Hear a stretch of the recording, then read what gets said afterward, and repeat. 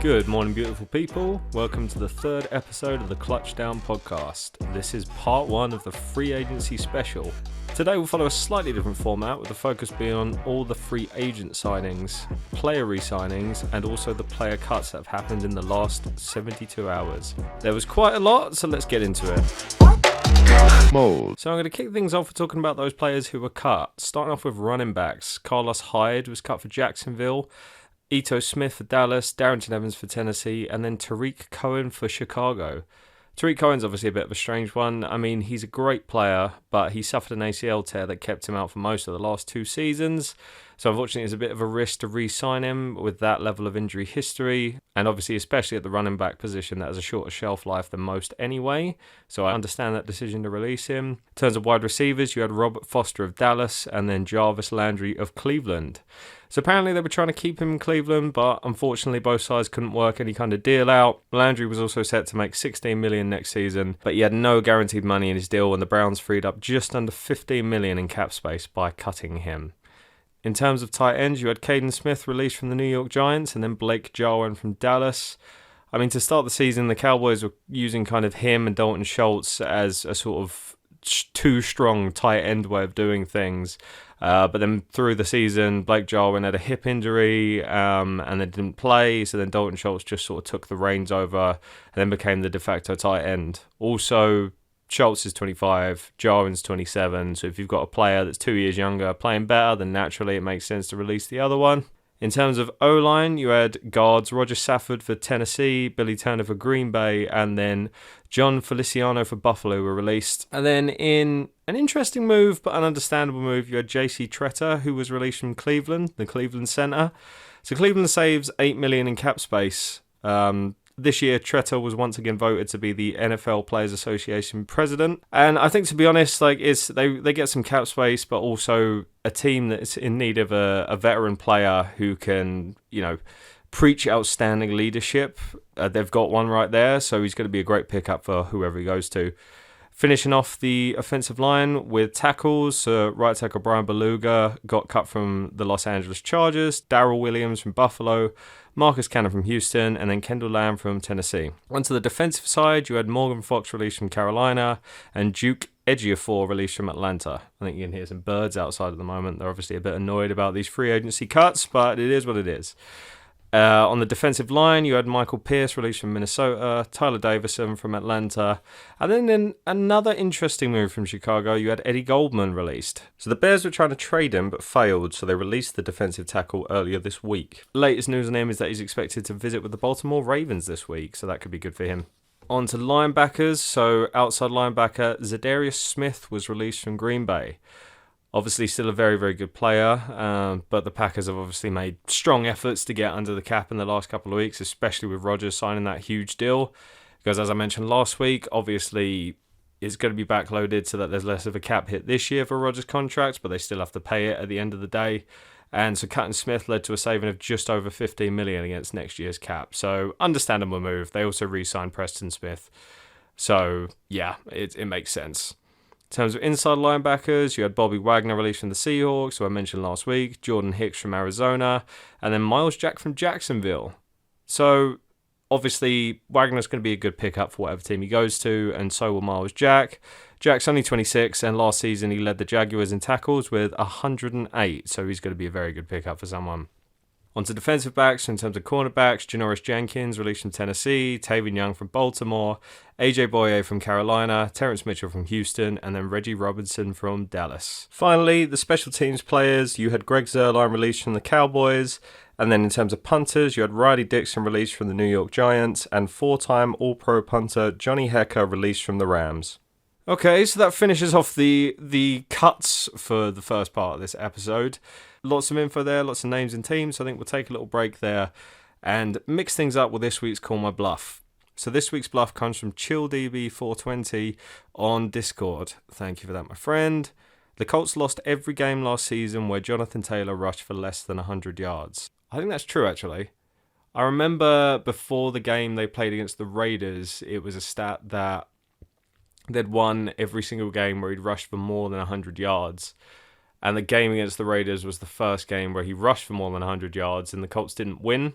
And then obviously in the last week, they got, to put it not so kindly, decimated by the Jaguars. So I'm pretty sure he didn't go over 100 yards in that game.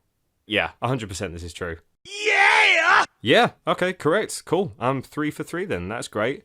So in the last game of the season, he only ran for 77 yards. Yeah, I remember watching that, and I remember I was certain that he didn't get over 100. Like, that was a pretty bad performance by the team. I think there was a couple of fourth down goes that he went for, like 4th and 1s or 4th and 2s that they didn't get and got stumped on. So, yeah, that's fair enough. Okay, thanks for that, ChillDB.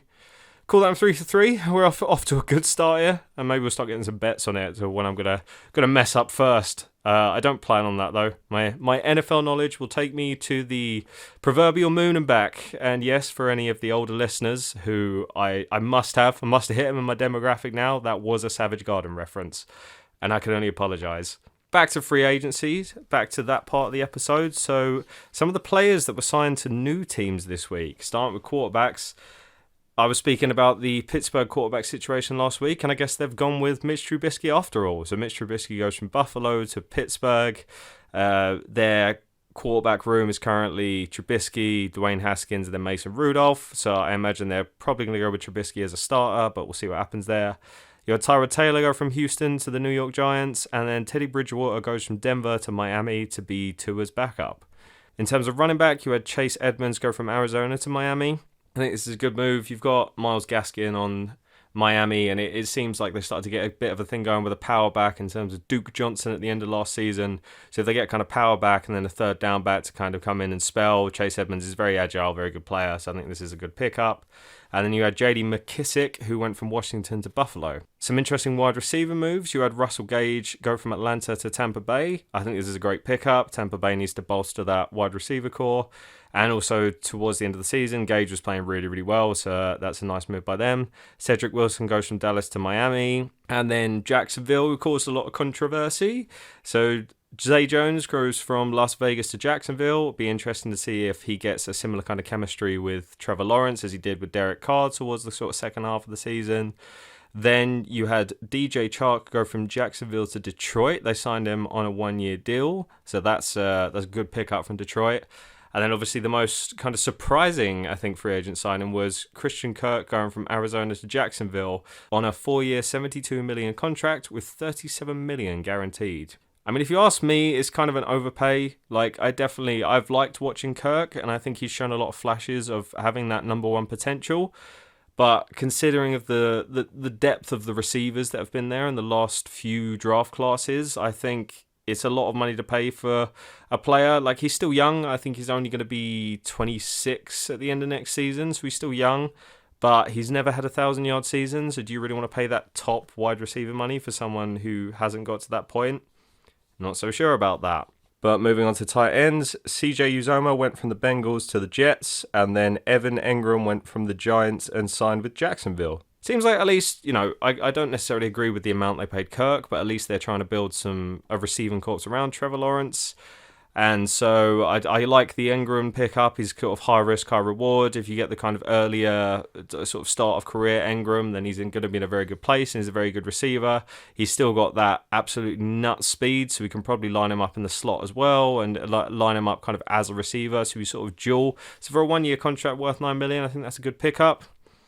In terms of O-line, you had guards Brandon Scherf, who went to Jacksonville from Washington, Laken Tomlinson from San Francisco to the New York Giants, Alex Kappa went from Tampa Bay to Cincinnati, James Daniels was signed to Pittsburgh from Chicago, Mark Lalkinski went from Indianapolis to the New York Giants, and John Feliciano, who I mentioned earlier, went from Buffalo to the New York Giants. I think it's good. At least it's good to see that the Giants are trying to improve that O-line and give Daniel Jones some support. I think with the earlier mentioned Tyrod Taylor signing, I think that's good. Now that Jones is starting to get a bit of a line and also now has a veteran quarterback behind him who's actually been a starter in the NFL and has had some success as a starter in the NFL to sort of help him and support him. So I'm happy that hopefully they're going to put some pieces around him and then see what they can do. Final for O-line, in terms of guards, you had Austin Corbett go from the Rams to Carolina, Connor Williams from Dallas to Miami, AJ Cam from Jacksonville to Houston, and Roger Saffold from Tennessee to Buffalo. Centers, Ted Karras went from New England to Cincinnati, and Mason Cole went from Minnesota to Pittsburgh. And then finally tackles, Morgan Moses, the big dude. I saw him in real life when I was filming the NFL games last season. He's a very big dude, so that's a good pickup for Baltimore. And then Jamarco Jones went from Seattle to Tennessee. Enough of offensive signings, we're on to defense. So defensive end Bilal Nichols went from Chicago to Las Vegas. Ogbanya Okoronkwo went from the Rams to the Texans. So one of the more controversial signings of the week was Randy Gregory. So he went from Dallas to Denver. So Gregory was slated to re-sign with Dallas, but apparently switched to Denver when he noticed that there was a clause in his contract that said it can be voided if a player is fined or suspended for drug violations or violations against the league's personal conduct policy. Apparently this wasn't mentioned in contract talks prior to that, and obviously he has a history of drug use and, having that affect his NFL career. So apparently Gregory objected to that, and that's why he went and signed with Denver instead of Dallas. Obviously there was a bit of an interesting Twitter situation with Dallas basically saying that they'd signed him, and then Denver tweeting out saying surprise afterwards because they'd got him instead. Hassan Reddick goes from Carolina to Philadelphia. This is an awesome pickup for Philadelphia. Reddick's been great the past couple of seasons. He's had 23.5 sacks across the last 2 seasons, along with 8 forced fumbles. So yeah, really good pickup. Defensive line, Larry Ogunjobi went from Cincinnati to Chicago. DJ Jones went from San Francisco to Denver. I think now, if they pick up Chandler Jones, that'll be 3 different guys called Jones on the Denver D-line. So that's going to be confusing and yet fun to watch and terrifying for offenses. So beautiful. Sebastian Joseph goes from Los Angeles Rams to Los Angeles Chargers, LA to LA. Harrison Phillips goes from Buffalo to Minnesota. Daquan Jones goes from Carolina to Buffalo. Surprised he didn't go to Denver with the second name Jones. Tim Settle went from Washington to Buffalo. Taven Bryan from Jacksonville to Cleveland. And then Austin Johnson from the New York Giants to the Los Angeles Chargers. Chargers have definitely had their fingers in a few pies in the free agents they've picked up. They haven't been quiet, to say the least. Outside linebackers, you had Nicholas Moreau went from Las Vegas to Chicago. Moreau's an interesting one because he was an undrafted free agent who signed with the Raiders in 2017. Had a great year in 2020, started to get more and more reps as the years went on, but then he suffered a foot injury that led him to miss the entirety of last season. So he was a good player, and hopefully he has some success in Chicago, but I understand the move for the Raiders to release him.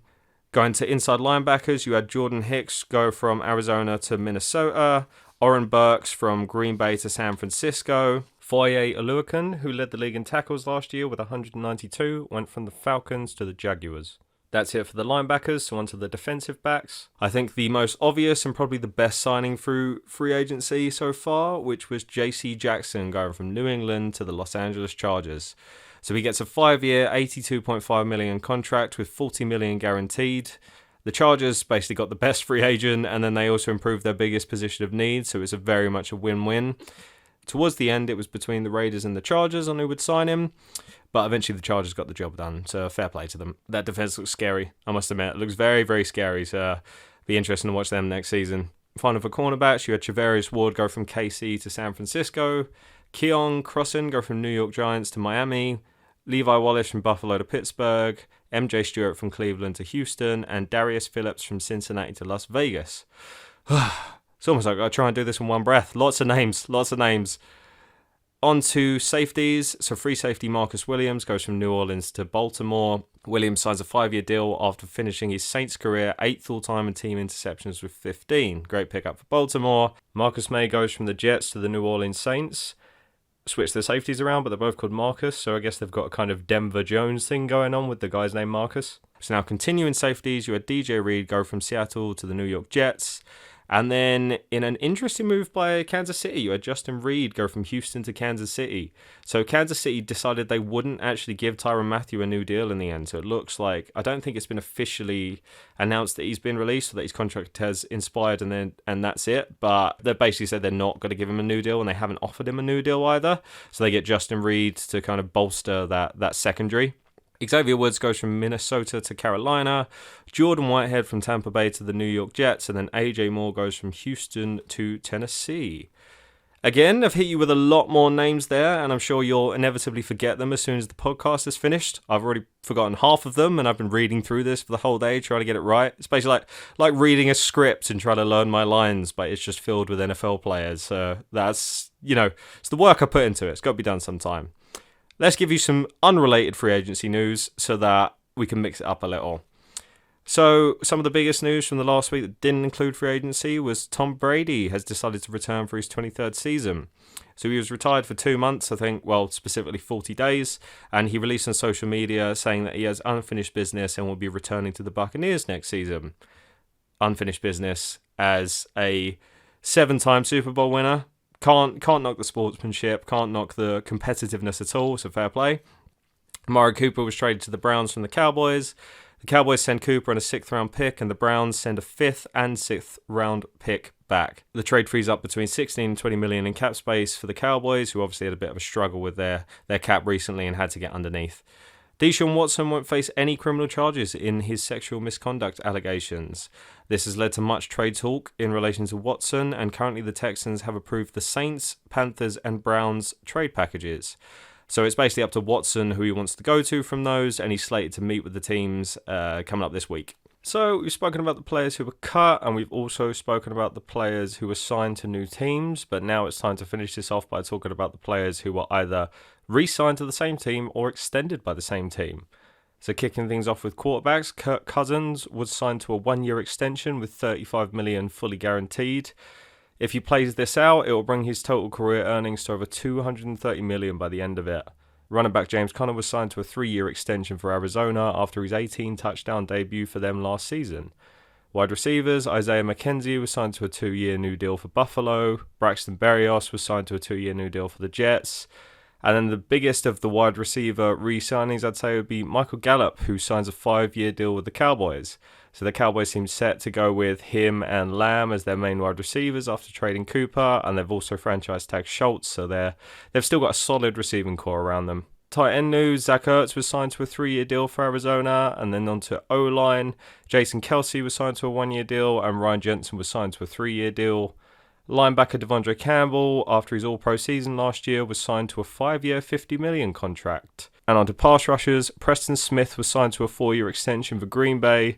Emmanuel Ogbah was signed to a 4-year deal for Miami. And then in one of the more wholesome signings, Max Crosby was signed to a 4-year deal for $94 million. So number 98 gets $94 million. He signed the deal 2 years to the day after he checked himself into rehab for alcoholism. So very, very happy for him. Defensive backs, you got Carlton Davis, the cornerback, was signed to a 3-year deal for the Bucks. Then safety Quandre Diggs was signed to a 3-year deal worth $40 million for the Seahawks. He had a great season last year and unfortunately finished the season with a dislocated ankle and a broken right fibula in their last game of the season, so happy he got his deal. Devin McCourty signed a 1-year deal with the Patriots, and then kicker Younghoe Koo signed a 5-year extension for the Falcons. You'd think we'd be done there, but we're not. So whilst we were going through this, there's some hot off the press signings that I just had to mention. So one of the biggest ones was Von Miller signs a 6-year, $120 million deal with the Buffalo Bills. Interesting move for them because obviously Von's 32 years old, but Suggs still played pretty well into his late 30s. So nicely done by Buffalo if they think they've got their pass rusher for that many more years. Chandler Jones signs a 3-year, $52.5 million deal for the Raiders, and this happened after Yannick Ngakoue was traded to the Colts. Zadarius Smith, who I mentioned earlier, signed a deal with Baltimore, 4 years worth $35 million, and then Miles Jack signed a 2-year deal with the Steelers after being released from Jacksonville. Now on to a very short opinions and controversy part of the episode. I feel like we've had a lot of opinions and controversy already, and you guys have been with me a long time. So in terms of the Colts quarterback situation, it seems like it's probably going to go down to trading for either Jimmy Garoppolo or Marcus Mariota. There seems to be some weird obsession with when quarterbacks become backups and then sit for a while that people forget about how badly they played when they were last a starter. So Mariota, people have some strange obsession with him, but the last 2 seasons he played for more than 14 games. He didn't have exactly a great touchdown to interception ratio. So he had, in his last 2 seasons where he played more than 14 games, and this wasn't full 16 games either, or now 17, he had 24 touchdowns to 23 interceptions, so 24 touchdown passes and 23 interceptions. Yeah, so that's not incredible numbers. I mean, he's probably one of the better backups that's out there, and obviously has had some success as a starter and has played well in the playoffs before. But the Colts, maybe it's just what the Colts have to do for now. I suppose they're not going to get their starter for the rest of their years, but they've got a lot of cap room, and obviously, unfortunately, don't have a first-round pick this year, so maybe that's what they've got to go for. I like the Garoppolo move, as I've mentioned before. The Colts have a lot of pieces around him, and I think that they can get some success with him as well. They don't. That could be something that pushes them forward, and is good for the young players as well, to have a guy who at least isn't top tier but can come in and has the history and has played in the playoffs and played in those big games to be good for that team. So yeah, looking forward to seeing what goes on there. Also, Devontae Adams won't play on the franchise tag. He told Green Bay that he won't. Apparently, Green Bay offered him a contract of $23 million per year, which would have made him the highest paid receiver in the NFL and in NFL history, but he turned it down. There was some discrepancy with DeAndre Hopkins' extension that actually makes Hopkins around $27 million a year. So I can understand Adams, who's arguably the top wide receiver in the entire NFL. Obviously, fans of Cooper Kupp and would argue that, but Adams has been consistently very, very good for a few years now. And I understand not wanting to play on the franchise tag because he's 29, so he wants that long-term contract for security, so I get what he's doing. Green Bay obviously haven't been shy in moving around contracts and restructuring to clear up some cap space. Obviously, with Rodgers' new deal, next year the cap hit isn't so bad, but they'll be on the hook for that money in the later years. Hopefully they can clear up some space for Adams and get him re-signed. I'm sure Rodgers will want him back. That was one of his stipulations before when he was talking about coming back to Green Bay. So I do have a good feeling that Adams will be back in Green Bay, and this is just going to be a bit of back and forth to get the contract terms worked out. But if he doesn't go back to Green Bay, there's going to be a whole host of teams that are waiting in the wings and are going to go as hard as possible to get Adams to their team. Thanks for listening to all the NFL aspects of this podcast, and now it's on to Album of the Week. So my album of the week this week is a bit of a random one, and also a bit of a throwback for people. So it's Limp Bizkit's Chocolate Starfish and the Hot Dog Flavored Water. So I told you guys that I was in New York last week, and we were in a bar, me and my friend, and they were playing some classic songs and all that. And randomly when I came at the bar, Limp Bizkit just kind of went into my mind, and I realised I hadn't listened to them for absolute ages, and so wanted to give them another go and give that album another listen. And now obviously I'm re-obsessed with it. It's got so many good singles on it that if you haven't checked this out, I'd be very surprised. But if you haven't, do it. If you already know the album front to back, left to right, upside down, and so on, and you have become Fred Durst in a sort of weird osmosis way, then just go listen to it again, because why not? You got to do these things and enjoy yourself whilst you're listening to it, and have your little throwback. Throw on a snapback, sit down, put some headphones on, enjoy yourself. Okay, beautiful. Thank you everyone for listening to part 1 of the free agency special, which was episode 3 of this podcast. I'll be back again next week, or if there's a ton more free agency signings this week and I need to cover more ground, then I'll be back again later this week with another episode to keep going with the free agents. So thank you for listening. Check me out on all the social medias at Clutchdown Pod or at Clutchdown Podcast, and I will see you guys very soon.